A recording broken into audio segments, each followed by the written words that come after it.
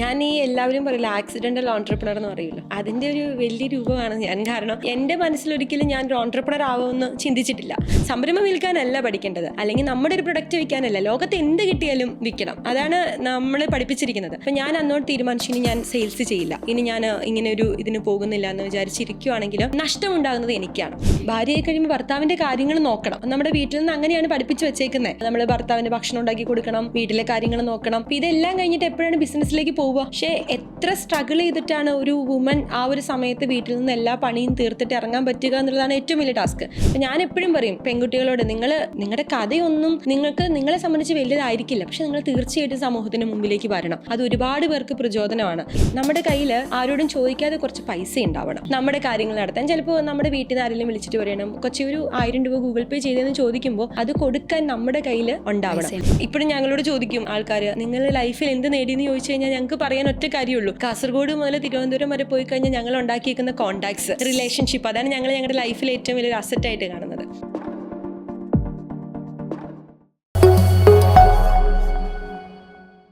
Hi guys, it's me Shahana. Welcome to wealthy spotlight. കഴിഞ്ഞ 5 വർഷമായി നമ്മുടെ ഇടയിൽ വളർന്നു വന്ന സ്ഥാപനമാണ് സ്പാർക്കും സംരംഭവും. ഇന്ന് നമ്മോടൊപ്പം ഈ പോഡ്കാസ്റ്റിൽ ജോയിൻ ചെയ്യുന്നത് സംരംഭത്തിൻ്റെ ഓണറായ അന്ന സൂസനാണ്. അന്ന ചേച്ചി, welcome to show. Thank you. Anna ചേച്ചി എന്താ പഠിച്ചത്? ഞാൻ എല്ലാവരും പഠിക്കുന്നത് പോലെ +2ഉം 10ാം ക്ലാസ്സും +2 ഒക്കെ കഴിഞ്ഞ് കഴിഞ്ഞപ്പോൾ വീട്ടുകാർക്കൊക്കെ ആഗ്രഹം നമ്മൾ നഴ്സിങ്ങിന് വിടാൻ വേണ്ടിയിട്ടായിരുന്നു. തീർച്ചയായിട്ടും. കാരണം എൻ്റെ വീട് ഇടുക്കിയില്ല. അപ്പോൾ ഇപ്പം 90s കിഡ്സ് എന്ന് പറയുമ്പോൾ എൻ്റെ ഫാമിലി എല്ലാവരും തന്നെ നേഴ്സാണ്.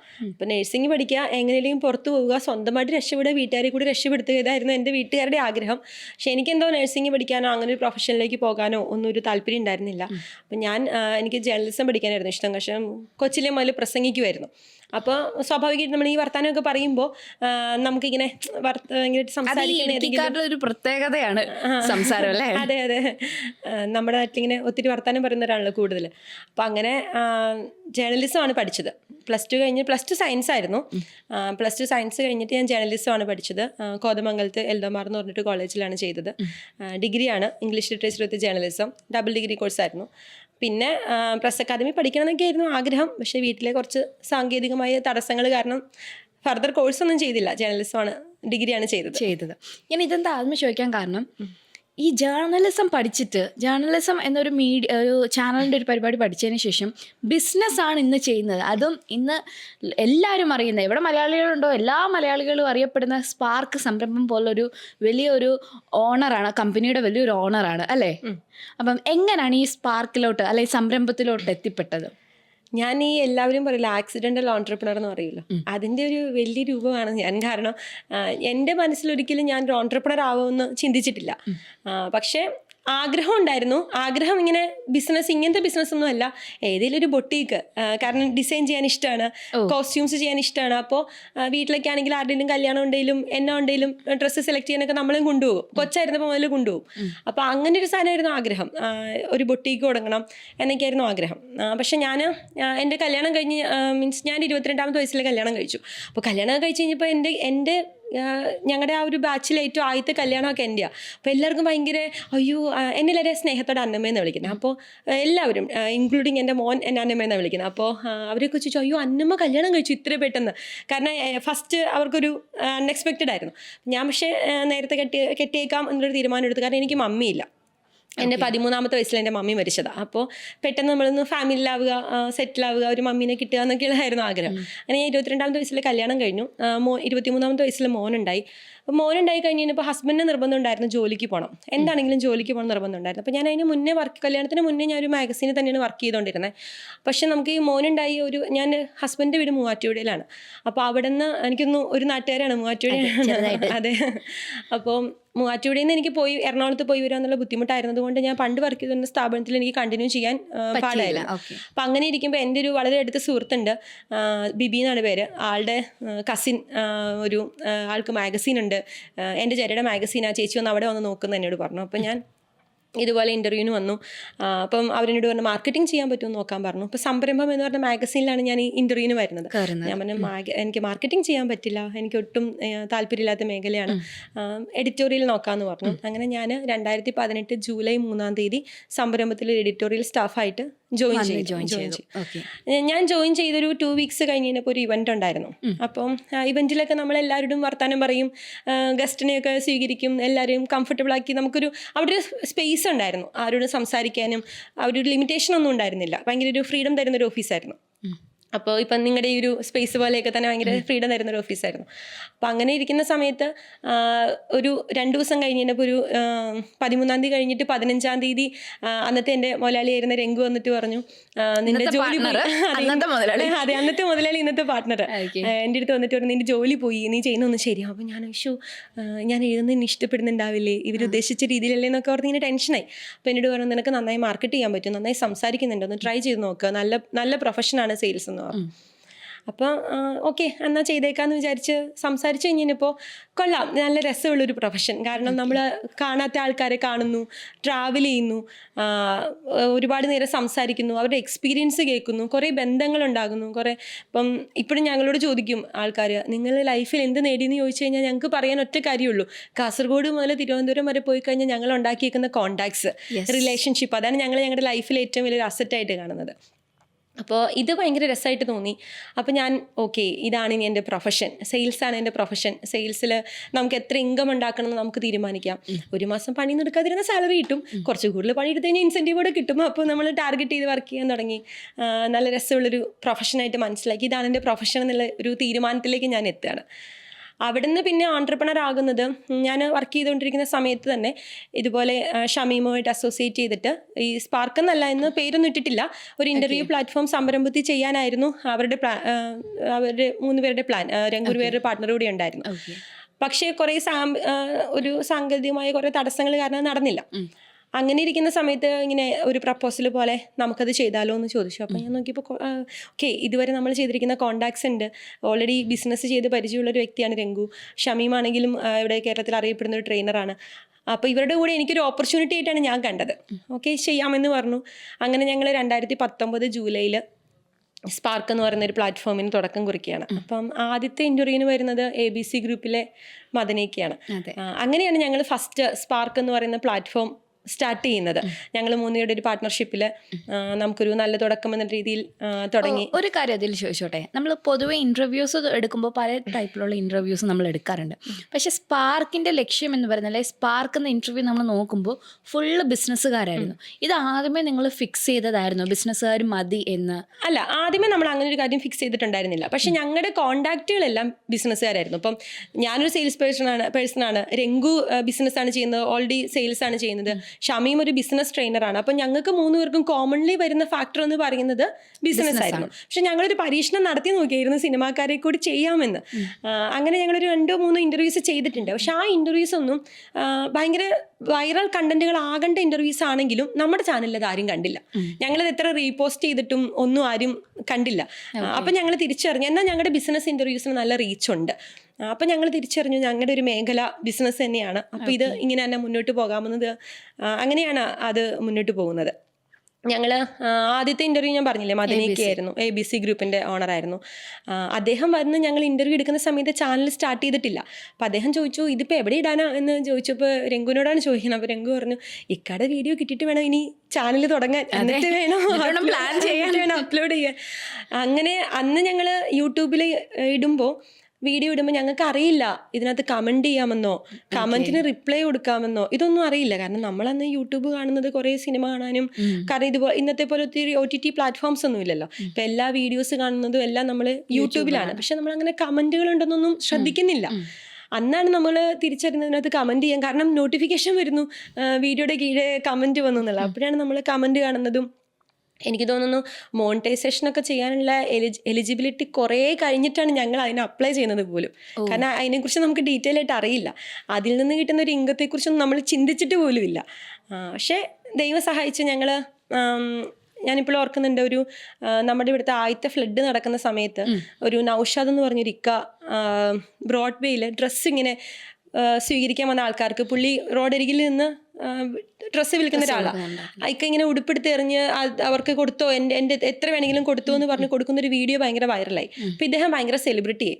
അപ്പോൾ ഈ ഞാനും രംഗും കൂടെ അന്ന് എന്തോ ഒരു ആവശ്യത്തിന് മറൈൻ ഡ്രൈവിൻ്റെ അവിടെ എവിടെ പോയപ്പോൾ ഇദ്ദേഹത്തിന് ഒരു സ്വീകരണം കൊടുക്കുക എല്ലാവരും നിന്നിട്ട്. അപ്പോൾ ഈ സ്വീകരണം കൊടുത്തു കഴിഞ്ഞപ്പോൾ ഇതിൻ്റെ ഒരു കുഞ്ഞു ക്ലിപ്പ് ഈ നൗഷാദിക്ക വന്ന് വേദിയിൽ സംസാരിക്കുന്ന ഒരു 2 മിനിറ്റ് ക്ലിപ്പ് രംഗു ലൈവ് ഇട്ട് സ്പാർക്കിൻ്റെ പേജിൽ പോയി. ഈ ഫേസ്ബുക്കിലാണ് പോയത്. അത് ഭയങ്കര റീച്ച് പോയി. എനിക്കൊന്ന് നിമിഷ നേരം കൊണ്ട് 2 ലക്ഷമൊക്കെ വ്യൂസ് വന്നു. കാരണം അന്ന് പുള്ളി സ്റ്റാറാണ്.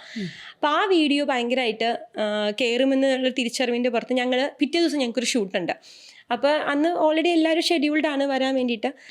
പക്ഷേ രംഗു ഈ നൗഷാദിഖാനെ കൊണ്ടുവരാൻ വേണ്ടിയിട്ട് പോയി. അങ്ങനെ രംഗു വൈകിട്ട് വന്നപ്പോഴേക്കും നൗഷാദിഖാനെ കൊണ്ടാണ് വരുന്നത്. അപ്പോൾ നൗഷാദിക്ക വന്നു. ആ ഇൻ്റർവ്യൂ ഞങ്ങൾ അന്ന് തന്നെ അപ്ലോഡ് ചെയ്തു. അപ്പോൾ കുറച്ചുകൂടി ആളുകൾക്ക് പോപ്പുലറായിട്ട് നിൽക്കുന്ന ഒരാളുടെ ഫേസ് വന്നു കഴിഞ്ഞപ്പോൾ ഭയങ്കരമായിട്ട് വ്യൂസ് വന്നു. അതിന് പുറകെ ഇട്ട് ഓരോ വീഡിയോയും റെക്കമെൻഡ് ലിസ്റ്റിൽ കയറി വന്ന് നല്ല റീച്ചിലേക്ക് വന്നു. അന്ന് പക്ഷെ ഞങ്ങളിതൊരു സീരിയസ് ആയിട്ട് കണ്ടിട്ടില്ല. ഷമീം ഇൻ്റർവ്യൂ എടുക്കും, രംഗു കസ്റ്റമറെ കൊണ്ടുവരും, ബാക്കി വീഡിയോ അപ്ലോഡ് ചെയ്യുക, കമൻറ്റുകൾ നോക്കുക, റീച്ച് ഉണ്ടാക്കാനുള്ള കാര്യങ്ങൾ നോക്കുക. അന്ന് വേറെ സ്റ്റാഫൊന്നുമില്ല, ഞങ്ങൾ 3 പേരും തന്നെയാണ് എല്ലാ കാര്യങ്ങളും ചെയ്യുന്നത്. അപ്പം ഇങ്ങനെ പോകുന്ന സമയത്ത് ഞങ്ങൾക്കൊരു ധാരണ ഉണ്ടായിരുന്നില്ല ഇത് ഇത്രയും ഒരു റീച്ചിലേക്ക് എത്തുമെന്നോ ഇത്രയും വലിയൊരു സാധനം ആകുമെന്നൊന്നൊരു ട്രസ്റ്റ്, ഇത്രയും ഒരു ട്രസ്റ്റ് ആളുകൾ കാണുമെന്നുള്ളൊരു പ്രതീക്ഷയൊന്നും അന്നുണ്ടായിരുന്നില്ല. പക്ഷേ പലർക്കും ഇൻവെസ്റ്റ്മെന്റ് കിട്ടി, സ്പാർക്ക് ഞങ്ങളുടെ ജീവിതം മാറ്റിമറിച്ചു എന്നൊക്കെ പറഞ്ഞ് ഒരുപാട് കമന്റുകൾ, പിന്നെ ഒരുപാട് പേര് ഈ ഹോട്ട് സീറ്റിൽ വന്നിരിക്കുക എന്നുള്ളതാണ് ഞങ്ങളുടെ ലക്ഷ്യം എന്നൊക്കെ പറഞ്ഞ് ഞങ്ങൾക്ക് മെസ്സേജ് അയക്കാനൊക്കെ തുടങ്ങിയപ്പോഴാണ് ആളുകൾ ഇതിനെ ഇത്രത്തോളം സീരിയസ് ആയിട്ട് കാണുന്നുണ്ടെന്നും കുറച്ചുകൂടെ നെഞ്ചിലേക്ക് ഏറ്റുന്നുണ്ടെന്നും ഒരു അക്സെപ്റ്റ് ചെയ്യുന്നുണ്ടെന്നൊക്കെ തിരിച്ചറിഞ്ഞത്. അങ്ങനെയാണ് ഈ സ്പാർക്ക് എന്ന് ഇന്ന് ലോകത്തെല്ലാവരും കാണുന്ന ഒരുപാട് മലയാളികളാണ് ഏറ്റവും കൂടുതൽ കാണുന്നത്. അത്യാവശ്യം നല്ല റീച്ച് വന്ന ഒരു സ്പാർക്ക് എന്ന് പറഞ്ഞൊരു യൂട്യൂബ് ചാനൽ തുടങ്ങിയത്. അതെ അതെ അതെ. ഇപ്പം ഈ ഒരു ടൈമിൽ ഇപ്പം സ്പാർക്ക് തുടങ്ങിയിട്ട് അല്ലെങ്കിൽ സംരംഭത്തിൽ ശേഷം ജോയിൻ ചെയ്തിട്ട് ഇന്നേക്ക് 5 വർഷമാവും അല്ലേ? സംരംഭം സ്റ്റാർട്ട് ചെയ്തത് 2016 ഞാൻ സ്പാർക്ക് തുടങ്ങി കുറച്ച് നാൾ മുന്നോട്ട് പോകുന്ന സമയത്ത് കോവിഡ് ഒക്കെ കഴിഞ്ഞ സമയത്ത് സംരംഭത്തിന് 2 പാർട്ട്നേഴ്സാണ്. ഞാൻ പറഞ്ഞില്ല, രംഗുവും വേറൊരാളൂടെ ഉണ്ടായിരുന്നു. അപ്പോൾ അവരുടെ പാർട്ട്ണർഷിപ്പിൽ അവർ മറ്റേ ആൾ അദ്ദേഹത്തിൻ്റെ പാർട്ട്ണർഷിപ്പ് ഒഴിയാണെന്ന് പറഞ്ഞപ്പോൾ രംഗു എനിക്ക് എഗെയിൻ ഒരു ഓപ്പർച്യൂണിറ്റി കിട്ടുകയാണ്. ഞാൻ വർക്ക് ചെയ്തുകൊണ്ടിരുന്ന സ്ഥാപനത്തിൽ ഒരു പാർട്ട്ണർഷിപ്പ് എടുക്കാൻ ഒരു ഓപ്ഷൻ വരികയാണ്, ചോദിക്കുകയാണ്. അപ്പോൾ എൻ്റെ കയ്യിൽ അങ്ങനെ വലിയ ഇൻകം ഒന്നുമില്ല, ഒരു ഷെയർ വാങ്ങാൻ കൊടുക്കാൻ അത്ര ഇൻകം ഒന്നും എൻ്റെ കയ്യിലില്ല. അപ്പോൾ ഞാനിങ്ങനെ ചിന്തിച്ച് എന്ത് ചെയ്യണം, അത് നമുക്കൊരു ആഗ്രഹമുണ്ട്, അത് വാങ്ങിയാൽ നല്ലതാണ്. കാരണം ഞാൻ എൻ്റെ കരിയർ തുടങ്ങുന്നത് സംരംഭത്തിൽ നിന്നാണ്. എനിക്ക് ഭയങ്കര ഇഷ്ടമുള്ളൊരു സാധനമായിരുന്നു.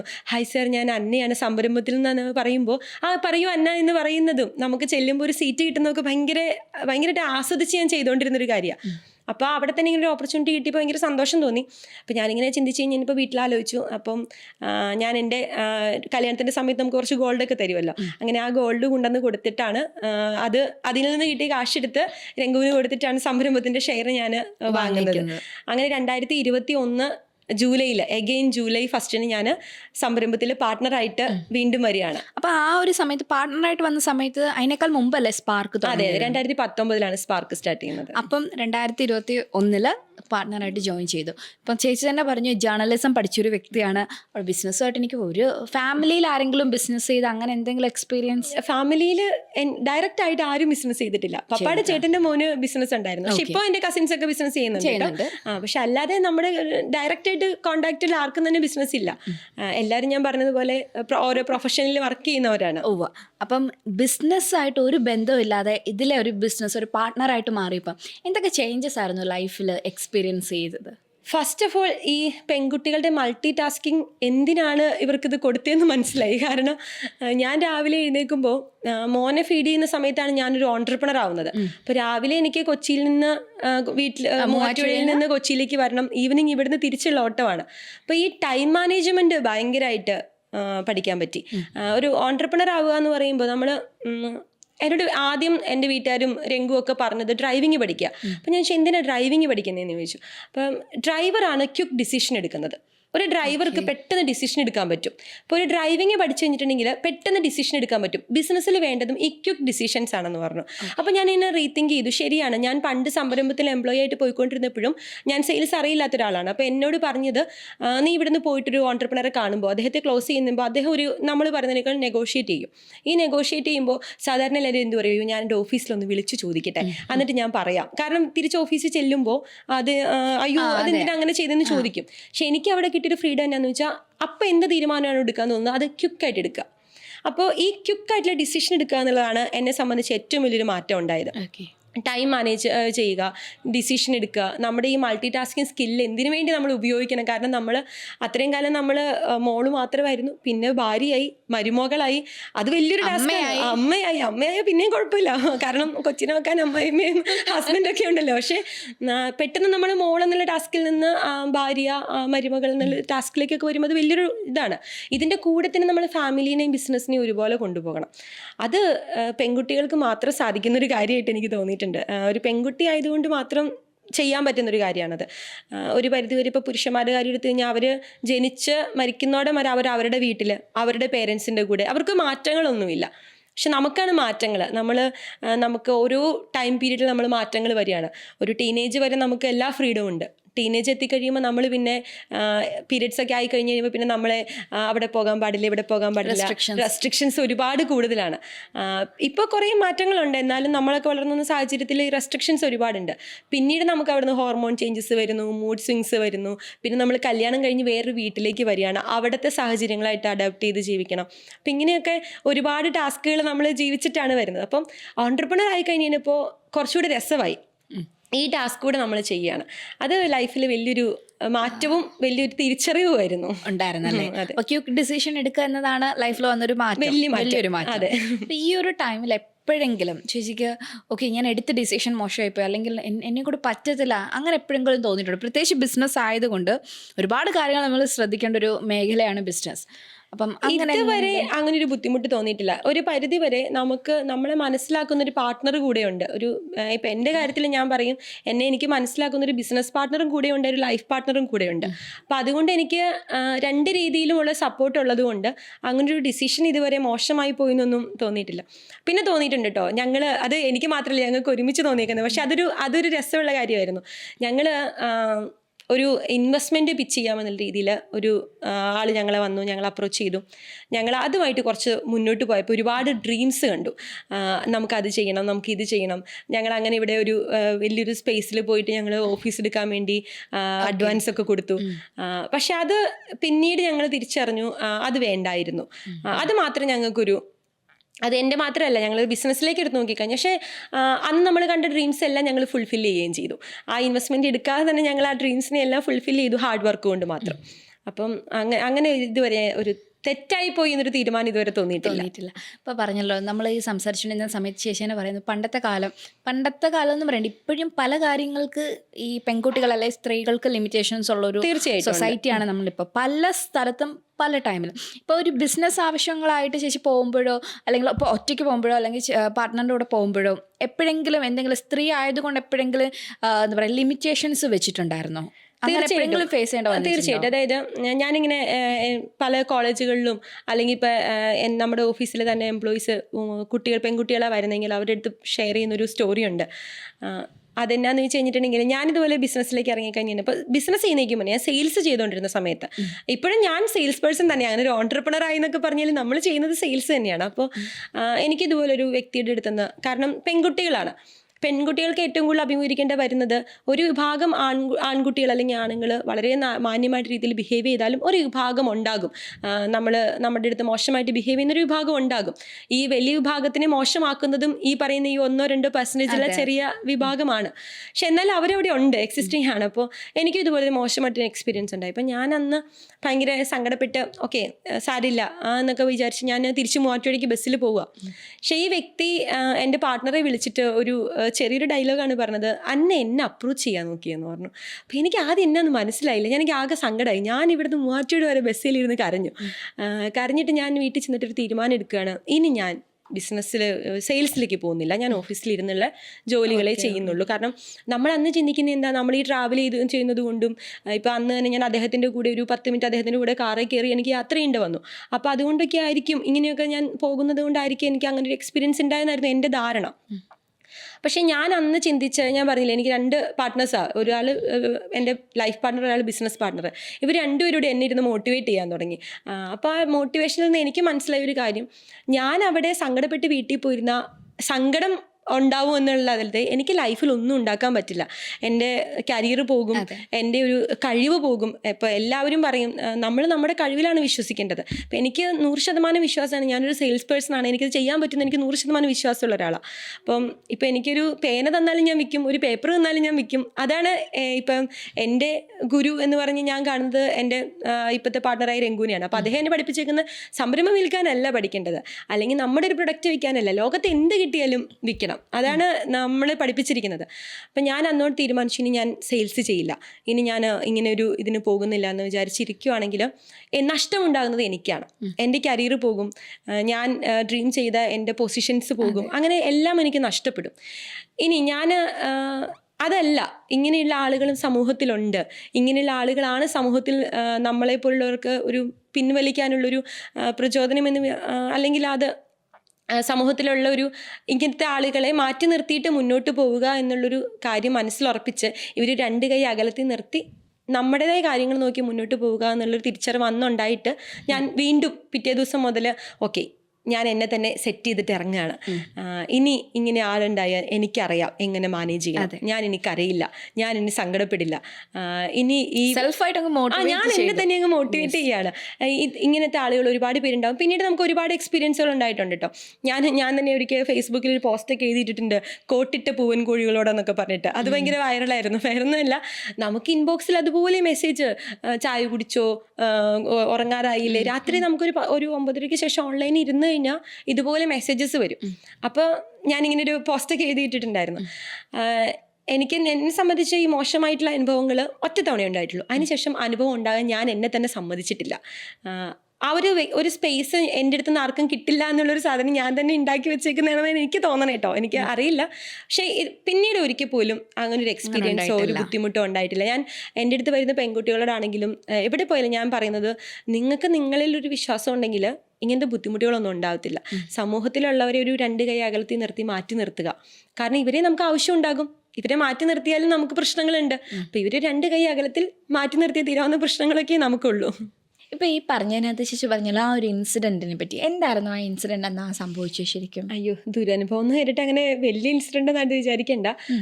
ഇവിടെയുള്ളൊരു സംരംഭകൻ, ഒരു കച്ചവടക്കാരൻ എന്നെ മീറ്റ് ചെയ്യണമെന്ന് പറഞ്ഞു. ഞങ്ങൾ പോയി മീറ്റ് ചെയ്തു. ഞാൻ ആദ്യത്തെ മീറ്റിംഗ് ഞാനും ഒരുമിച്ച് പോയി മീറ്റ് ചെയ്തത്.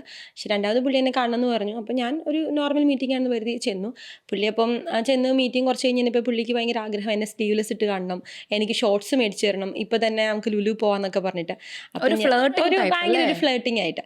അപ്പോൾ ഒരു ലിമിറ്റ് കഴിഞ്ഞപ്പോൾ എനിക്ക് മനസ്സിലായി പുള്ളിയുടെ റൂട്ട് നമ്മൾ ഉദ്ദേശിക്കുന്ന റൂട്ടല്ല എന്ന് മനസ്സിലായപ്പോൾ ഞാൻ അദ്ദേഹത്തോട് വളരെ ഓപ്പണായിട്ട് പറഞ്ഞു, ചേട്ടൻ്റെ ഈ കാറും 5 സ്റ്റാർ ഹോട്ടലിൽ നിന്ന് ഭക്ഷണമൊക്കെ മേടിച്ച് തന്നു കഴിയുമ്പോൾ ഇതൊക്കെ കണ്ടു കഴിഞ്ഞിട്ടുണ്ടെങ്കിൽ ഓക്കെ പറയുന്ന പെൺകുട്ടികളുണ്ടാവുമായിരിക്കും, എനിക്കറിയില്ല അങ്ങനെ ഉണ്ടോ എന്ന്. പക്ഷെ ഞാൻ അങ്ങനെയല്ല, അതുകൊണ്ട് ചേട്ടൻ വെറുതെ സമയം കളയണ്ടെന്ന് പറഞ്ഞു. പക്ഷെ എനിക്ക് സങ്കടം വന്ന് വേറൊന്നുമല്ല. ഞാനപ്പോൾ അവിടുന്ന് ഭയങ്കര ധീരയായി വനിത, എന്നെ ഫ്ലർട്ട് ചെയ്യാൻ വന്ന ഒരാളുടെ അടുത്ത് ഭയങ്കര ധൈര്യത്തോടു കൂടി സംസാരിച്ചിട്ട് പോകുന്നൊക്കെ വിചാരിച്ചിട്ടാണ് ഞാൻ ഇരിക്കുന്നത്. പക്ഷെ എനിക്ക് സങ്കടം വന്നത് വേറൊന്നുമല്ല. അത് പറയുമ്പോൾ ഇപ്പോൾ എനിക്ക് ചിരി വരും, കാരണം അന്ന് സങ്കടം വന്നതൊക്കെ പറയുമ്പോൾ. അദ്ദേഹം രംഗുവിനെ വിളിച്ചിട്ട് പറഞ്ഞു, കാരണം അന്ന് എനിക്ക് രംഗു എൻ്റെ ബോസാണ്. അപ്പം എന്നെ രംഗുവിനെ വിളിച്ചിട്ട് പറഞ്ഞു ഞാൻ അദ്ദേഹത്തെ അപ്രോച്ച് ചെയ്യാൻ നോക്കി. അപ്പം രംഗുവിൻ്റെ ഒരു തമാശയ്ക്കാണ് പറഞ്ഞത്, പക്ഷേ എനിക്കതെന്തോ ഭയങ്കരമായിട്ട് ഹേർട്ട് ചെയ്തു, കാരണം നമ്മുടെ ലൈഫിൽ ആദ്യത്തെ എക്സ്പീരിയൻസ് ആണ് അങ്ങനെ. അപ്പം അത് എനിക്ക് തോന്നുന്നു ആ ഒരു ഇൻസിഡൻ്റ് ആണ്. വലിയ പ്രശ്നങ്ങളൊന്നുമല്ല, പക്ഷെ നമ്മുടെ അന്നത്തെ 5 വർഷം മുന്നത്തെ കുഞ്ഞു മനസ്സിനെ വേദനിപ്പിക്കാൻ അത്രയൊക്കെ മതിയല്ലോ. അതെ, ബിസിനസ്സിലേക്ക് കടന്നു വരുന്നതേ ഉള്ളൂ. പൊതുവെ ഇങ്ങനെയൊക്കെ വേദനിപ്പിക്കുന്ന കുറേ ആൾക്കാർ ഇന്നത്തെ നമ്മുടെ ഈ സൊസൈറ്റിയിലുണ്ട്, പ്രത്യേകിച്ച് സ്ത്രീകളോട്. അത് എന്തുകൊണ്ടായിരിക്കും അങ്ങനെ വരുന്നത്? അത് ചേച്ചി ഇപ്പോൾ ഒരു എക്സ്പീരിയൻസ് ഷെയർ ചെയ്തു, അങ്ങനെ ഒത്തിരി എക്സ്പീരിയൻസ് ഉള്ള ഒത്തിരി സ്ത്രീകളുണ്ട്. അതിനെ എങ്ങനെയാണ് ചേച്ചി വിലയിരുത്തുന്നത്? 2 കാര്യങ്ങളുള്ളത്. ഒന്നാമത്തെ കാര്യം, നമ്മുടെ സമൂഹം ഇപ്പം നമ്മുടെ ജനറേഷനിൽ ഇപ്പം എൻ്റെ മോൻ അല്ലെങ്കിൽ ഇനി വളർന്നൊരു ജനറേഷന് ആൺപെൺ വ്യത്യാസമില്ലാതെയാണ് വളർത്തുന്നത്. ഒരു പരിധി വരെ നമ്മൾ ആ ലിമിറ്റേഷൻസ് ഒന്നും ഇല്ലാതെ ഇവരെ വളർത്തുന്നുണ്ട്. പക്ഷെ നമ്മുടെയൊക്കെ ജനറേഷനിൽ അല്ലെങ്കിൽ ഇതിന് മുന്നിലേക്ക് പോകുമ്പോൾ ഈ പുരുഷന്മാരോട് ഓൾറെഡി പറഞ്ഞു വെച്ചേക്കാണ് സ്ത്രീകൾ നിങ്ങൾക്ക് താഴെ നിൽക്കേണ്ടവരാണെന്ന് പറഞ്ഞ് ഇവരുടെ മൈൻഡ് സെറ്റാണ്. ഇപ്പം എൻ്റെ ചേട്ടനോട് എന്താ പറയുന്നത്, ചേട്ടൻ പോകുന്നിടത്തൊന്നും എന്നെ കൊണ്ടുപോകുന്നില്ല, ചേട്ടൻ കളിക്കാൻ പോയാൽ എന്നെ കൊണ്ടുപോകുന്നില്ല. അവിടെ പെൺകുട്ടി എന്ന് പറയുന്നത് നമുക്കൊരു പീരിയഡ്സ് ഒക്കെ ആകുന്നോടം വരെ അല്ലെങ്കിൽ നമ്മൾ ടീനേജിലേക്ക് കടക്കുന്നോടം വരെ നമുക്ക് ആ ഫ്രീഡം ഒക്കെ ഉണ്ട്, നമ്മൾ കൊച്ചാണ്. പക്ഷേ ഈ കൊച്ചെന്നുള്ള പ്രായം അങ്ങ് കഴിഞ്ഞ് കഴിയുമ്പോൾ ഇതുപോലെ ഒരുപാട് ലിമിറ്റേഷൻസ് നമുക്ക് വരികയാണ്.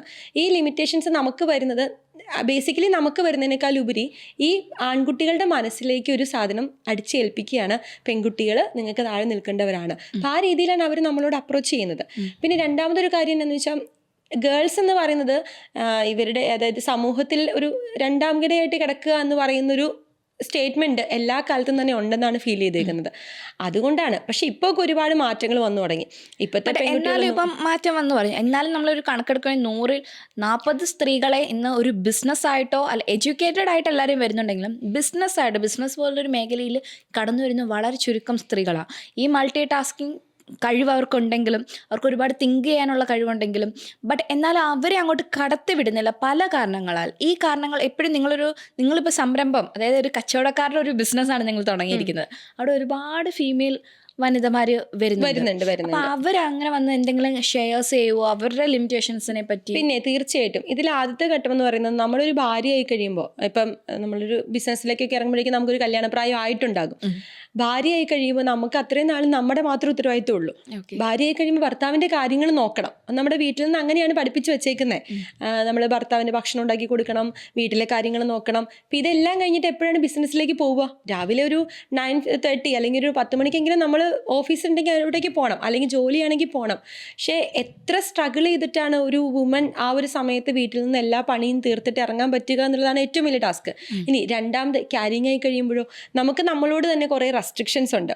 ഒരു പുരുഷനെ സംബന്ധിച്ച് സ്ത്രീക്ക് നമുക്ക് തന്നെയുണ്ട് ഒരുപാട് കാര്യങ്ങൾ. ഇപ്പം അവർക്ക് പെട്ടെന്ന് മരത്തിൽ കയറാൻ പറ്റും, നമുക്ക് എന്തുകൊണ്ടാണ് കയറാൻ പറ്റാത്തത്? നമ്മുടെ ശരീരഘടന അതിന് തയ്യാറായിട്ട് നമുക്ക് അനുവാദം തരുന്നില്ല. അപ്പം ഇങ്ങനെ ഒരുപാട് പ്രശ്നങ്ങൾ നമുക്കുണ്ട്. പക്ഷേ ഇതിനെ അതിജീവിച്ച് മുന്നോട്ട് പോകുന്ന ഒരുപാട് പേരുണ്ട്. ഇപ്പം ഒരു കുഞ്ഞുണ്ടായി അല്ലെങ്കിൽ നമ്മൾ ക്യാരിങ് ആയി കഴിയുമ്പോൾ പണ്ടത്തെ കാലത്ത് എല്ലാവരും പറയും മറ്റേ ഇതൊരു അസുഖമല്ല, 10ാം മാസത്തിൽ മറ്റേ ഞങ്ങളുടെ നാട്ടിലേക്ക് എപ്പോഴും കേൾക്കും നെല്ല് കുത്തിക്കൊണ്ടിരുന്നപ്പോൾ പോയി പ്രസവിച്ചിട്ട് വന്നു എന്നൊക്കെ കേൾക്കും. പക്ഷെ ഇപ്പോഴത്തെ പെൺകുട്ടികൾ അല്ലെങ്കിൽ വേറൊരു ജനറേഷനിലേക്ക് വരുമ്പോൾ അതൊരു അസുഖമായിട്ടാണ് കാണുന്നത്. ഞാനൊക്കെ എൻ്റെ ഒരു പ്രഗ്നൻസി ടൈം ഭയങ്കര എൻജോയ് ചെയ്ത ഒരാളാണ്. അങ്ങനെ വീട്ടിൽ ജോലിക്കൊന്നും പോകുന്നില്ലെങ്കിൽ എല്ലാ കാര്യവും ഞാൻ ആക്റ്റീവായിട്ട് ചെയ്യുകയൊക്കെ ചെയ്തിട്ടുണ്ടായിരുന്നു. പക്ഷേ ഇത് അടുത്ത ലിമിറ്റേഷൻ വന്നു. ഇനി ഒരു കുഞ്ഞുണ്ടായി കഴിഞ്ഞ് ഈ കുഞ്ഞൊന്ന് പറക്കമുറ്റുന്നോടം വരെ നമുക്ക് ഇവരുടെ അടുത്ത് നിന്ന് മാറാൻ പറ്റില്ല. അടുത്തൊരു ടാസ്ക് എന്താണ്? നമ്മൾ ഹസ്ബൻഡും വൈഫും ഇപ്പോൾ എല്ലാവരും സ്മോൾ ഫാമിലിയാണ്, അണുകുടുംബങ്ങളാണ്. അപ്പോൾ ഹസ്ബൻഡും വൈഫും കുഞ്ഞും മാത്രമേ ഉണ്ടാവത്തുള്ളൂ. കുഞ്ഞിനെ സ്കൂളിൽ വിടണം, കുഞ്ഞ് 3:30 സ്കൂളിൽ നിന്ന് വരുമ്പോൾ കുഞ്ഞിനെ വീട്ടിൽ ആളുണ്ടാകണം. അപ്പം ഇതുപോലെ ഒരുപാട് റെസ്ട്രിക്ഷൻസ് നമുക്ക് സമൂഹം പണ്ട് മുതലേ തന്നിരിക്കുന്ന, കാരണം പുരുഷന്മാരാണ് ജോലിക്കും, ഇവർക്കൊന്നും മാറ്റങ്ങളില്ല. അപ്പോൾ ഈ ഒരു പ്രശ്നം ഉള്ളത് കൊണ്ടാണ് പെൺകുട്ടികൾക്ക് പുറത്തേക്ക് വരാൻ പറ്റാത്തത്. പക്ഷെ എന്നെ പോലുള്ള ഒരുപാട് പേരുണ്ട്. അതായത് ഭർത്താവിൻ്റെ പിന്തുണയുണ്ട്, എൻ്റെ മദറിനോട് പിന്തുണയുണ്ട്, ഈവൻ എൻ്റെ കുഞ്ഞിൻ്റെ പോലും പിന്തുണയോടുകൂടിയാണ്. ശരിക്കും പറഞ്ഞു കഴിഞ്ഞാൽ അവരാണ് സാക്രിഫൈസ് ചെയ്യുന്നത്. നമ്മൾക്കൊരു ലൈഫ് ഉണ്ടാക്കാൻ അല്ലെങ്കിൽ നമ്മുടെ കരിയർ ഉണ്ടാക്കിയെടുക്കാൻ അവർ സാക്രിഫൈസ് ചെയ്യാണ്. ഇങ്ങനെ തിരിച്ചറിയുന്ന ഫാമിലീസോ പാർട്ട്നേഴ്സോ ഫ്രണ്ട്സോ ഒക്കെ നമ്മുടെ കൂടെ ഉണ്ടെങ്കിൽ നമുക്കും വളരാൻ പറ്റും. കാരണം ഒരു സ്ത്രീക്ക് ഒരിക്കലും ഒറ്റയ്ക്ക് വളരാൻ പറ്റില്ല. പുരുഷന്മാർക്ക് ഈ പ്രശ്നങ്ങളൊന്നുമില്ല. ഇവർ രാവിലെ എഴുന്നേൽക്കുന്നു, ഭക്ഷണ മേശപ്പുറത്തുണ്ടാകും, അല്ലെങ്കിൽ അലക്കി തേച്ച ഉടുപ്പ് അലമാരിയിലുണ്ടാകും. ഒന്നെങ്കിൽ അമ്മ ചെയ്യും, ഇല്ലെങ്കിൽ ഭാര്യ ചെയ്യും, ഇല്ലെങ്കിൽ സിസ്റ്റർ ചെയ്യും. ഇത് അങ്ങനെയാണ് ഇതിൻ്റെ ഒരു പോക്ക്. പെട്ടെന്നൊരു നിമിഷം ചിന്തിച്ച് കഴിഞ്ഞാൽ മാറ്റാൻ പറ്റുന്ന കാര്യമൊന്നുമില്ല. പക്ഷെ നമ്മുടെ കൂടെ ഒരു സപ്പോർട്ടിങ് ആയിട്ടുള്ളൊരു ഫാമിലി, അല്ലെങ്കിൽ നമുക്ക് സപ്പോർട്ട് ചെയ്യുന്ന ഒരു വിഭാഗം ആളുകൾ നമ്മുടെ കൂടെ ഉണ്ടെങ്കിൽ ഈ 100ൽ 100 പേർക്കും ജോലിക്ക് പോകാനോ ബിസിനസ് ചെയ്യാനോ എന്തും ചെയ്യാൻ സാധിക്കും. ഇപ്പം ഞാൻ കാണുന്ന എനിക്ക് തോന്നുന്നു നമ്മൾ മീറ്റ് ചെയ്യുന്നത് സംരംഭത്തിൻ്റെ ഒരു ഇവൻറ്റിൽ വെച്ചിട്ടാണ്. അന്ന് തന്നെ അവിടെ ഒരു 350ഓളം വുമൺ ഓൺട്രപ്രണേഴ്സ് വന്നിട്ടുണ്ടായിരുന്നു.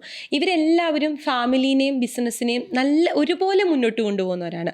ഫാമിലിക്ക് വേണ്ട ക്വാളിറ്റി ടൈം ഫാമിലിക്കും കൊടുത്ത്, ബിസിനസ്സിന് വേണ്ട അതിനേക്കാളും വലിയ, കാരണം ബിസിനസ് നമ്മുടെ ഒരു കുഞ്ഞാണ്.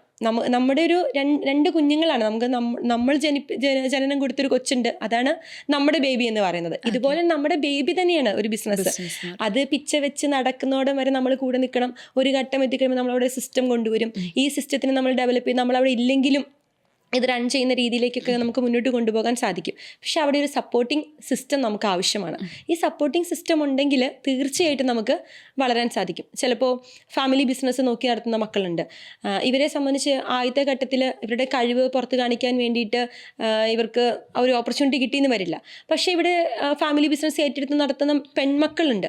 ഒരു ഘട്ടം കഴിയുമ്പോൾ അച്ഛന് മനസ്സിലാവുകയാണ്, എൻ്റെ മോൾ ഇതിന് പ്രാപ്തിയാണെന്ന് തിരിച്ചറിഞ്ഞു കഴിയുമ്പോൾ ആ ഒരു സ്പേസ് അവിടെ കൊടുക്കുന്നുണ്ട്. പക്ഷെ ഈ കഴിവ് തെളിയിക്കാനുള്ളൊരു ഗ്യാപ്പ് ഉണ്ടല്ലോ, ഇതൊക്കെയൊന്നും കിട്ടുന്നില്ല.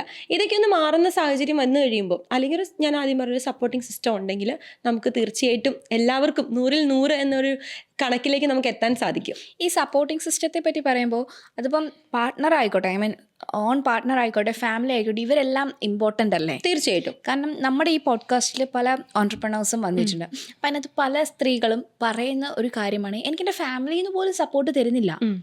ഈ മുന്നോട്ട് കയറി വരാൻ ഇപ്പോൾ പറഞ്ഞ പോലെ നമ്മൾ സൊസൈറ്റി ആണോ പ്രശ്നം, അതോ ഇവർ മടി പിടിച്ചിരിക്കുന്നതാണോ പ്രശ്നം? എന്താ സത്യത്തിൽ അവിടെ ചേച്ചി ഇത്രയും നാൾ ഇത്രയും ഓൺടർപ്രണേഴ്സിനെ കണ്ട് മനസ്സിലാക്കിയ ഈ ഒരു ടൈമിൽ എന്താണ് മനസ്സിലാക്കി സത്യത്തിൽ എടുത്തത്? സൊസൈറ്റിയുടെ പ്രശ്നമാണോ, അതോ സപ്പോർട്ടിൻ്റെ പ്രശ്നമാണോ, അതോ അവരുടെ പ്രശ്നമാണോ? പെൺകുട്ടികളെ സംബന്ധിച്ച് പുറകോട്ട് വലിക്കും. ഇതൊക്കെ ഇനി ചെയ്യണോ, ഇനി ഇവരെയൊക്കെ വെറുപ്പിച്ച് ഇതൊക്കെ ചെയ്യണോ എന്നുള്ളൊരു ചോദ്യം ഇവരുടെ മനസ്സിലുണ്ടാകും. എന്നെ ഇതിനെ ഓവർകം ചെയ്ത് പുറത്തേക്ക് വരികയാണെന്ന് വിചാരിക്കുക. അവിടെ തീർച്ചയായിട്ടും ഒന്നെങ്കിൽ ഭർത്താവ് ഇല്ലെങ്കിൽ അച്ഛൻ, ഇവരുടെ സപ്പോർട്ടില്ലാതെ നമുക്ക് ചെയ്യാൻ പറ്റില്ല. അല്ലെങ്കിൽ പിന്നെ നമ്മൾ അത്രയും നമ്മളൊക്കെ ഫാമിലി ഓറിയൻറ്റഡ് അല്ലേ. കേരളത്തിലുള്ള ഒട്ടുമിക്ക ആളുകളും എല്ലാവരും തന്നെ ഫാമിലി ഓറിയൻറ്റഡ് ആണ്. അപ്പം ഇവരെ സംബന്ധിച്ച് അത് പുറത്തേക്ക് വരണമെങ്കിൽ, എക്സ്പോസ് ചെയ്യണമെങ്കിൽ സപ്പോർട്ട് ഉണ്ടായേ പറ്റൂ. പക്ഷേ നമ്മൾ തന്നെ നമുക്കൊരു ലിമിറ്റേഷൻ ഇട്ട് പോവുകയാണ്. വേണ്ട, ഇനി ഇപ്പോൾ കൊച്ചിനെ നോക്കി വീട്ടിൽ ഇരിക്കാം, ഞാൻ ജോലിക്ക് പോയി കഴിഞ്ഞിട്ടുണ്ടെങ്കിൽ ഇനി കൊച്ചിൻ്റെ കാര്യങ്ങൾ നടന്നില്ലെങ്കിൽ എന്നാ ചെയ്യും, ഇവന് വലുതായി വരുമ്പോൾ ക്ലാസ്സിൽ ഇവന് ഒരു മാർക്ക് കുറഞ്ഞു പോയാൽ അത് എൻ്റെ കുറ്റം കൊണ്ടാവില്ല. അവിടെ ഞാൻ ഇടപെട്ടോട്ടെ, ഒരു ചോദ്യം. അതായത് ഈ കൊച്ചിനെ നോക്കുന്നത് അമ്മയുടെ മാത്രം കടമയല്ലല്ലോ. അല്ല, അതാ ഞാൻ പറഞ്ഞത്, ഇതൊന്നും നമുക്ക് പെട്ടെന്ന് മാറ്റാൻ പറ്റില്ലെന്നേ.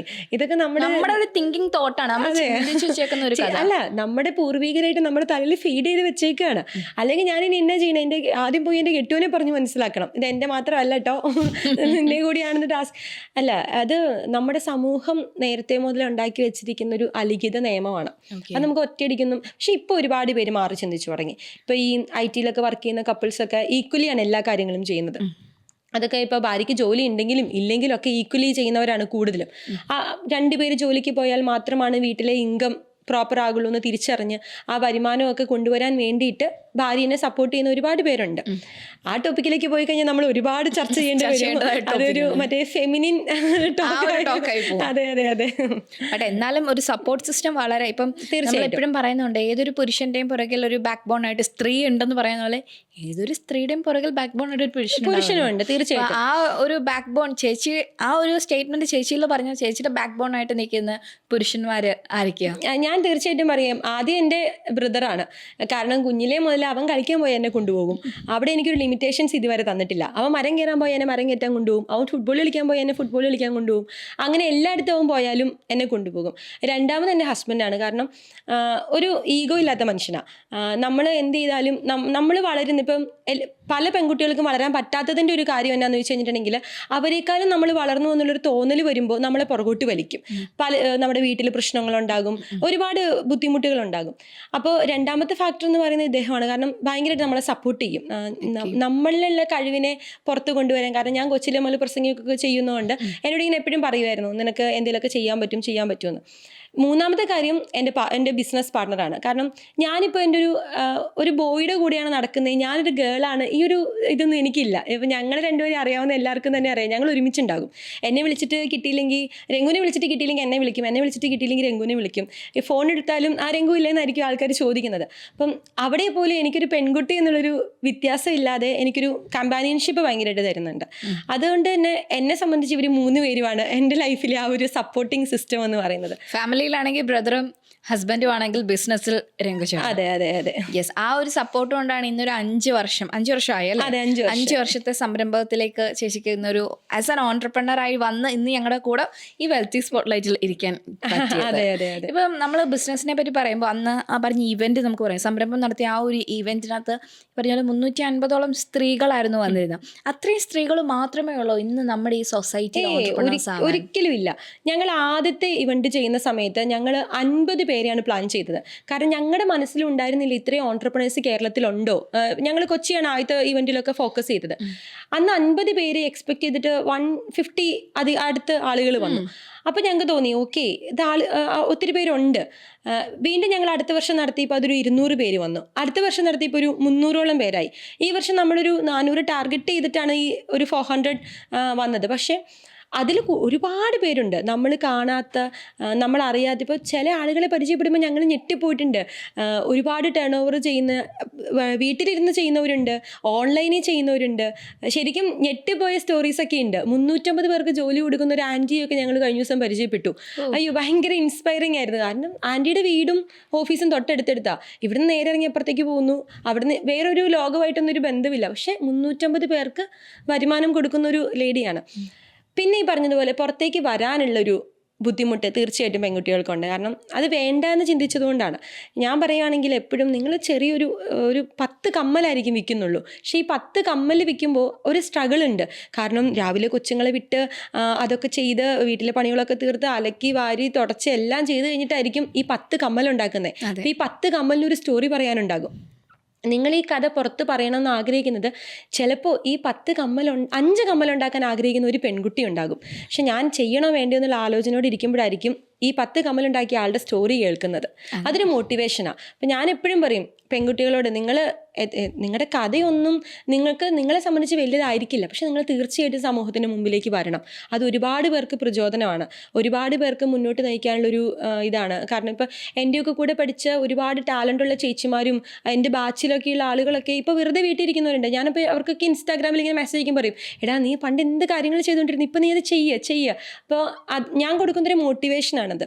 അപ്പോൾ അങ്ങനെ ചെയ്യുന്ന ആളുകൾക്ക്, ഇപ്പോൾ എൻ്റെ വളരെ അടുത്തൊരു സുഹൃത്തുണ്ട്, അവളോടൊക്കെ ഞാൻ പറയും, ഓക്കെ നീ സ്റ്റോറി ചെയ്തോ, ഞാൻ എൻ്റെ മാഗസീനിൽ നിനക്ക് സ്റ്റോറി ചെയ്ത് തരാം. അതെനിക്ക് ചെയ്തു കൊടുക്കാൻ പറ്റുന്നൊരു സഹായമാണത്. അപ്പം അങ്ങനെ ഒരുപാട് പേരുണ്ട്. ഇവരുടെയൊക്കെ കഥ പുറത്തേക്ക് വരണം, അവരാൽ മറ്റുള്ളവർ മോട്ടിവേറ്റ് ചെയ്യപ്പെടാൻ. അവരങ്ങനെ എന്താ പറയുക, ഒതുങ്ങി ഇരിക്കുകയും ചെയ്യുക. കാരണം ലിമിറ്റേഷൻസ് ബ്രേക്ക് ചെയ്ത് പുറത്തേക്ക് വരും. തീർച്ചയായിട്ടും വരണം. പക്ഷെ അങ്ങനെ വരുന്നുണ്ട് കേട്ടോ. ഇപ്പോൾ ഒരുപാട് വ്യത്യാസമുണ്ട്. അതുകൊണ്ടാണ് ഞങ്ങൾക്ക് ആ 150 നിന്നും ഈ ഒരു 4 വർഷത്തെ ഒരു യാത്രയിൽ ഈ 400ലേക്ക് എത്തി നിൽക്കാൻ, അല്ലെങ്കിൽ 350ലേക്ക് എത്തി നിൽക്കാൻ സാധിച്ചത് ഈ ലിമിറ്റേഷൻ കഴിഞ്ഞ് പുറത്തേക്ക് വരുന്നവരാണ്. പിന്നെ രണ്ടാമത്തെ ഒരു കാര്യം, ഡിസിഷൻ എടുക്കാൻ പലപ്പോഴും പല ബിസിനസ്സിലും പെൺകുട്ടികൾക്ക് സാധിക്കാറില്ല. അവിടെ ഹസ്ബൻഡിനോട് ചോദിക്കണം, അല്ലെങ്കിൽ അച്ഛനോട് ചോദിക്കണം, ബ്രദറിനോട് ചോദിക്കണം. ഇങ്ങനെ ഒരു കുറേ പ്രശ്നങ്ങൾ വരും. ചിലപ്പോൾ സ്വന്തമായിട്ട് ഇവർക്കത് ചെയ്താൽ പെട്ടെന്ന് ചെയ്യാൻ പറ്റുന്ന കാര്യം ഉണ്ടാവത്തുള്ളൂ. പക്ഷേ ഈ പറയുന്ന പ്രശ്നങ്ങൾ വരികയാണ്. പക്ഷെ ഒരിക്കൽ നമ്മൾ നമ്മുടെ കഴിവ് തെളിയിച്ച് കഴിഞ്ഞാൽ ഡിസിഷൻ മേക്കിങ്ങിൽ നമ്മൾ ഒരു തവണ നമ്മുടെ കഴിവൊന്ന് തെളിയിച്ച് കാണിച്ചാൽ മതി അവരുടെ മുന്നിൽ. അവർ പിന്നെ നമുക്ക് ആ സ്പേസും ഫ്രീഡവും തരും. പക്ഷെ അതിന് മുമ്പ് വരെ നമ്മൾ പല ആൾക്കാരുടെ സജഷൻസ് എടുക്കേണ്ടതായിട്ട് വരും. ഇപ്പൊ ഈ പറഞ്ഞല്ലോ 5 വർഷമായി ഈ 350 ഓൺട്രപ്രണേഴ്സിലേക്ക് ഫീമെയിൽ മാത്രമാണ് അത്രയും പറഞ്ഞത്, അതിൽ പുറത്തുണ്ടെന്ന് അറിയാം. അപ്പം 5 വർഷമായല്ലോ. ഇനി എന്താണ് സംരംഭത്തിന്റെ നെക്സ്റ്റ് എക്സ്പാൻഷൻ? ബേസിക്കലി ഞങ്ങളുടെ ആഗ്രഹം കേരളത്തിലെ ഓൺട്രപ്രണേഴ്സിൻ്റെ ഇടയിൽ ഒരു എക്കോസിസ്റ്റം ക്രിയേറ്റ് ചെയ്യുക എന്നുള്ളതാണ്. അത് ഒരു പരിധി വരെ എല്ലാവർക്കും തന്നെ അറിയാവുന്നൊരു കാര്യമാണ്. ഞങ്ങൾ പേഴ്സണൽ ബ്രാൻഡിങ് കൺസൾട്ടൻസി കൊടുക്കുന്നുണ്ട്. അതുപോലെ സംരംഭകർക്ക് വളർന്നു വരാനുള്ള ഒരുപാട് ഓപ്പർച്യൂണിറ്റീസ് ക്രിയേറ്റ് ചെയ്യുന്നുണ്ട്. അപ്പോൾ ഇവിടുന്ന് പയ്യെ കേരള മാർക്കറ്റ് മാത്രം നോക്കാതെ പയ്യെ പുറത്തേക്ക് പോവുക, ഇതുപോലത്തെ സെയിം പ്ലാറ്റ്ഫോം എല്ലായിടത്തും സ്റ്റാർട്ട് ചെയ്യുക, കൂടുതൽ മോട്ടിവേഷണൽ സ്റ്റോറീസ്. കാരണം സംരംഭത്തിൽ നമ്മൾ സ്റ്റോറീസ് ചെയ്യുന്നതിന് മുന്നേ വരെ ഓൾറെഡി എസ്റ്റാബ്ലിഷ്ഡ് ആയ ഓൺട്രപ്രണേഴ്സിൻ്റെ മോട്ടിവേഷണൽ സ്റ്റോറീസ് മാത്രമായിരുന്നു ആളുകൾ കേൾക്കുന്നുണ്ടായിരുന്നുള്ളൂ. ഈവൻ ഇപ്പോൾ വെൽത്തി സ്പോട്ട്ലൈറ്റ് പോലും ഒരു പരിധി വരെ ഞങ്ങളുടെ പ്ലാറ്റ്ഫോമിനെ ഇൻഫ്ലുവൻസ് ചെയ്തിട്ടുണ്ടാകുമായിരിക്കും. കാരണം ഒരു കാലഘട്ടത്തിന് മുന്നേ വരെ എന്നായിരുന്നു, ഓൾറെഡി എസ്റ്റാബ്ലിഷ്ഡ് ആയ സെലിബ്രിറ്റി ഓൺട്രപ്രണേഴ്സിൻ്റെ കഥകൾ മാത്രമായിരുന്നു പുറത്തു വരുന്നുണ്ടായിരുന്നുള്ളൂ. പക്ഷെ സംരംഭമാണ് അവരിനൊരു ബ്രേക്ക് കൊടുക്കുന്നത്. എൻ്റെ കഥയ്ക്കും ഷാഹിനിയുടെ കഥയ്ക്കും ഒക്കെ മറ്റുള്ളവരെ മോട്ടിവേറ്റ് ചെയ്യാൻ പറ്റുന്ന ഒരു എലമെൻ്റ് ഉണ്ട്. കാരണം എനിക്ക് ചെയ്യാൻ പറ്റുന്ന ഏറ്റവും പരിധിയുടെ മുകളിൽ നിന്നിട്ടാണ് ഞാൻ ചെയ്യുന്നത്. അത് തീർച്ചയായിട്ടും എൻ്റെ അത്രയും പോലും പരിധിയില്ലാത്ത ഒരാൾക്ക് മോട്ടിവേഷൻ ആകും. ഈ ഒരു തിരിച്ചറിവുണ്ടായിട്ട് അങ്ങനെയാണ് സംരംഭത്തിൽ ഇതുപോലെ ചെറിയ സംരംഭകരുടെ മുതൽ സ്റ്റോറീസ് വന്ന് തുടങ്ങുന്നത്.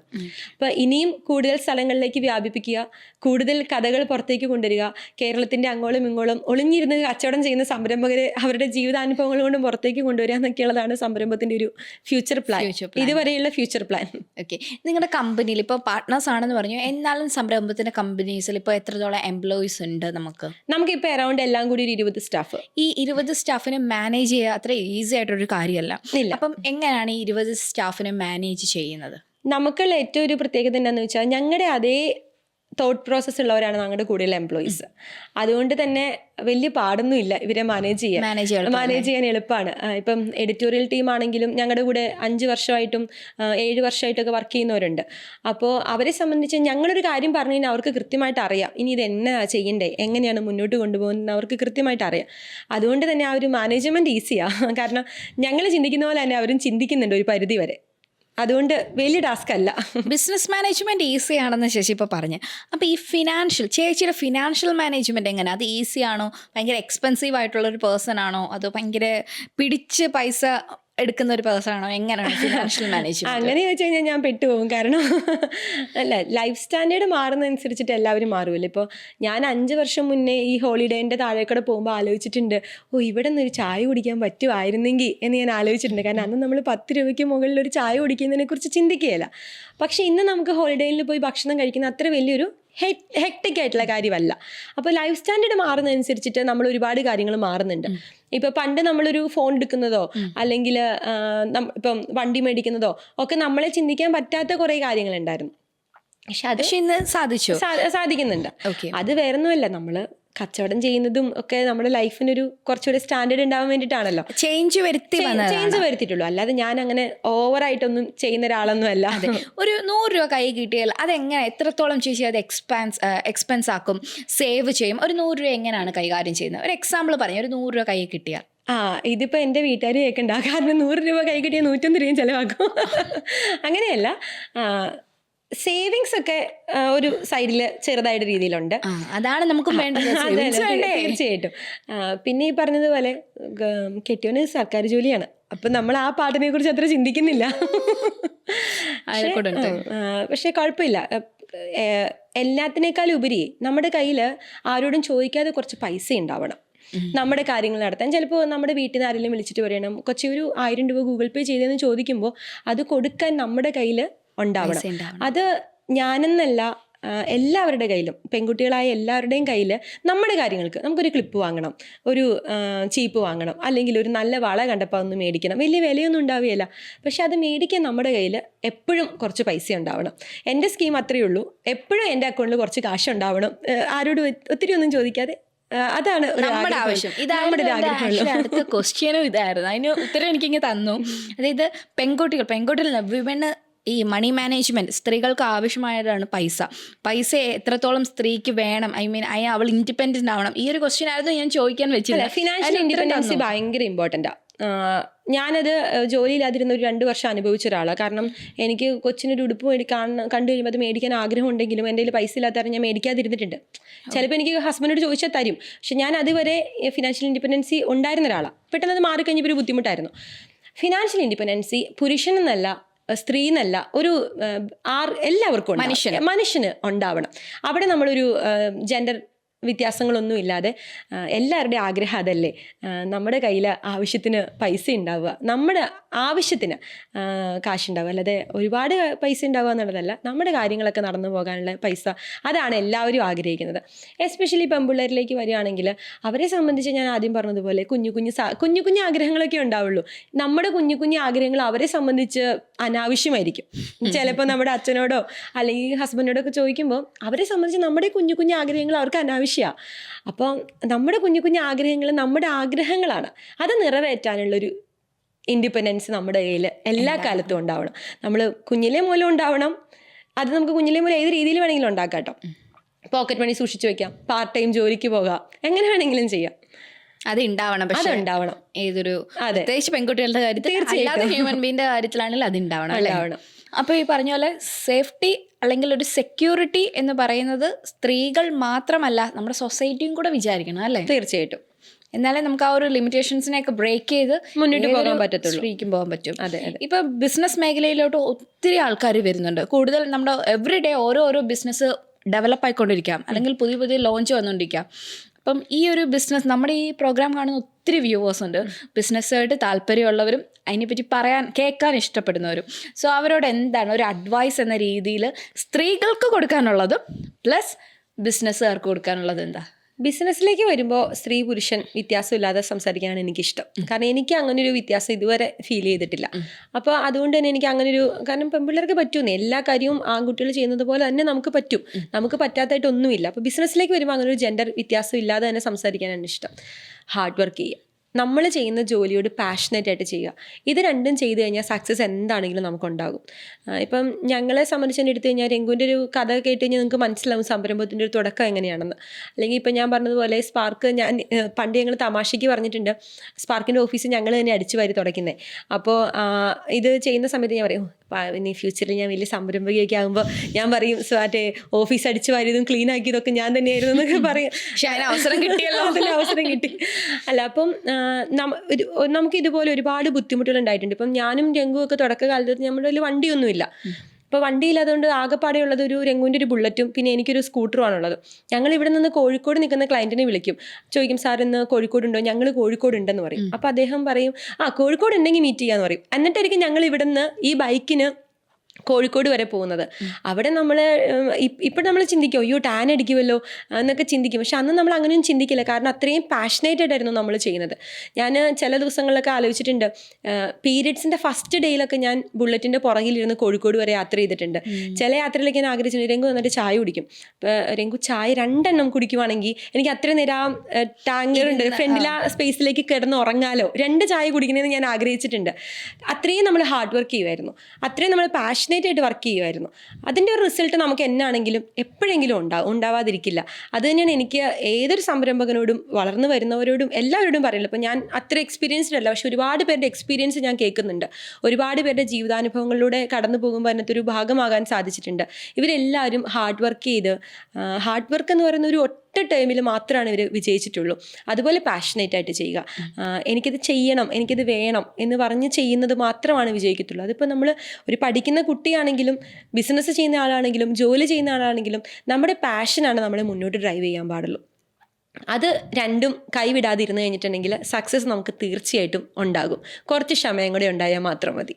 ഈ ഒരു 5 വർഷത്തിൻ്റെ ഇടയ്ക്ക് ഈ ഏറ്റവും ബിസിനസ്സുകാരിയായി എന്ന രീതിയിൽ പഠിച്ചത് എന്താണ് ചേച്ചി? പാഷനാണോ, ഹാർഡ് വർക്കാണോ? ഒറ്റ വർക്കിൽ പറയുകയാണെങ്കിൽ ഏതായിരിക്കും? ഹാർഡ് വർക്ക് ഇല്ലാതെ ഒന്നും നടക്കില്ല. ഒന്നും ഈസി അല്ല, നമുക്കൊന്നും ഈസി ആയിട്ട് കിട്ടില്ല. ഒന്നും ആരും സ്പൂൺ ഫീഡ് ചെയ്ത് തരില്ല. എല്ലാം നമ്മൾ തന്നെ അക്വയർ ചെയ്തെടുക്കണം, എല്ലാം നമ്മൾ തന്നെ ചെയ്യണം. അതായത് ഇപ്പം നമ്മൾ ഒരു ജോലിക്കാരിയാകുമ്പോൾ നമുക്ക് 5-ാം തീയതി ആകുമ്പോൾ സന്തോഷമാണ്. എന്തുകൊണ്ടാണ്? നമ്മളൊരു എംപ്ലോയി ആണ്, നമുക്ക് സാലറി കിട്ടുകയാണ്. പക്ഷെ 5-ാം തീയതി ആകുമ്പോൾ ഒരു ഓൺട്രപ്രണറുടെ ഉള്ളിൽ പേടിയാണ്, അയ്യോ സാലറി കൊടുക്കണം, റെൻറ്റ് കൊടുക്കണം, ആ എക്സ്പെൻസ് ഈ എക്സ്പെൻസ് എല്ലാം കൂടി ടെൻഷനാണ്. പക്ഷെ അത് നമ്മളെ സന്തോഷിപ്പിക്കുന്ന ഒരു ഘടകം എന്നാന്ന് ചോദിച്ചാൽ, ഇത് കൊടുക്കുന്ന വ്യക്തി, നമ്മൾ സാലറി കിട്ടിക്കഴിയുമ്പോൾ ആ എംപ്ലോയി അന്ന് വൈകിട്ട് അവിടെ നിന്ന് പോകുമ്പോൾ അവൻ്റെ മുഖത്തൊരു ചിരി ഉണ്ടാകും, ഒരു സന്തോഷം ഉണ്ടാകും. അതാണ് ആ ഓൺട്രപ്രണർക്ക് കിട്ടുന്ന ഏറ്റവും വലിയൊരു ഹാപ്പിനെസ് എന്ന് പറയുന്നത്. ഇത് നമുക്ക് നേടിയെടുക്കാൻ പറ്റുന്ന ഒറ്റ കാര്യം ഹാർഡ് വർക്കാണ്. ഒരു ഘട്ടം എത്തിക്കഴിയുമ്പോൾ പിന്നെ സിസ്റ്റമൊക്കെ ക്രിയേറ്റ് ചെയ്ത് കഴിയുമ്പോൾ അങ്ങനെ അങ്ങ് പൊയ്ക്കോളും. പക്ഷേ ഈ തുടക്കഘട്ടത്തിൽ ഒന്നും ഈസി അല്ല. കറങ്ങുന്ന കസേരയും ഐഫോണും, അല്ലെങ്കിൽ ഇപ്പോഴത്തെ പിള്ളേരുടെ ഒരു ട്രെൻഡാണ് ഒരു കറങ്ങുന്ന കസേരയും മറ്റേ മണിയടിച്ച് കഴിയുമ്പോൾ ഒരാൾ പുറത്തുനിന്ന് കയറി വന്നിട്ട് എന്താണ് സാർ വേണ്ടതെന്ന് ചോദിക്കുക എന്നുള്ളതാണ് കുട്ടികളുടെ ആഗ്രഹം. സ്റ്റാർട്ടപ്പുകളൊക്കെ മിക്കപ്പോഴും അങ്ങനെയാണ് ചിന്തിക്കുന്നതെന്ന് എനിക്ക് തോന്നിയിട്ടുണ്ട് നമ്മുടെ അടുത്ത് പല രീതിയിൽ സംസാരിക്കുമ്പോൾ. പക്ഷെ അതൊക്കെ ഒരു ഘട്ടം കഴിയുമ്പോൾ നമ്മളറിയാതെ തന്നെ നമ്മുടെ ലൈഫിലേക്ക് വരും. നമ്മൾ ആഗ്രഹിക്കുന്ന ലക്ഷറിയും നമ്മൾ ആഗ്രഹിക്കുന്ന ഫ്രീഡവും ഫിനാൻഷ്യൽ ഫ്രീഡവും ഒക്കെ ഒരു ഘട്ടം കഴിയുമ്പോൾ നമ്മുടെ ലൈഫിലേക്ക് വരും. പക്ഷെ അതുവരെ നമ്മൾ ഹാർഡ് വർക്ക് ചെയ്യുക. ഹാർഡ് വർക്കിന് മാത്രമേ നമ്മളെ മുന്നോട്ട് കൊണ്ടുപോകാൻ പറ്റത്തുള്ളൂ. യെസ്, ആ ഹാർഡ് വർക്കിൻ്റെ ഒരു റിസൾട്ടാണ് ഇന്ന് ഞങ്ങളുടെ ഒപ്പം ഈ വെൽത്തി സ്പോട്ട്ലൈറ്റിൽ ഇത്രയും സമയം ഇരിക്കാൻ പറ്റിയതല്ലേ? തീർച്ചയായിട്ടും അങ്ങനെ തന്നെ വിശ്വസിക്കുന്നു, അങ്ങനെ തന്നെ ആകട്ടെ എന്ന് ആഗ്രഹിക്കുന്നു. യെസ്, മുന്നോട്ടും സംരംഭം സ്പാർക്ക് ഏറ്റവും മികച്ച രീതിയിൽ മുന്നോട്ട് പോട്ടെ എന്ന് ഞങ്ങളെല്ലാവരും ആശംസിക്കുന്നു. വലിയൊരു സക്സസ് ഉണ്ടാവട്ടെ.